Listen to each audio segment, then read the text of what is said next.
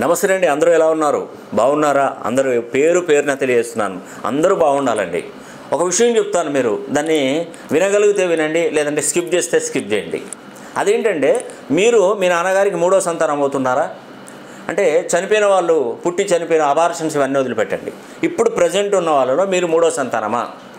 మీరు మూడో సంతానంలో జన్మించి మీరు మళ్ళీ మూడో సంతానాన్ని వివాహం చేసుకున్నారా? చేసుకుంటే సమస్యలు వస్తాయండి. ఎందుకంటే 3వ నంబర్ గురువు, మళ్ళీ 3వ నంబర్ గురువు, ఈ 3, 3, 6 కలిసినప్పుడు 6 శుక్రుడు ఏర్పడతాడు. అప్పుడే ఏంటంటే భార్యాభర్తల మధ్య గొడవలు ఏర్పడతాయి. పెళ్ళైన తర్వాత ఒక పిల్లోడో జన్మించిన తర్వాత వాళ్ళకు అన్యోన్యత దెబ్బతినిపోతుంది.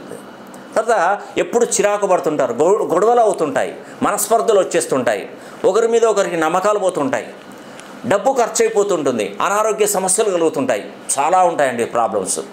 కాబట్టి నా అనుభవంతో నేను చెప్తున్నానండి, విశ్వసిస్తే మీ అంత అదృష్టవంతులు ఉండరు. దానికి ఆ సమస్యకు పరిష్కారం కూడా నేను చెప్తాను. వీలైతే ఒక్కసారి నన్ను సంప్రదించండి.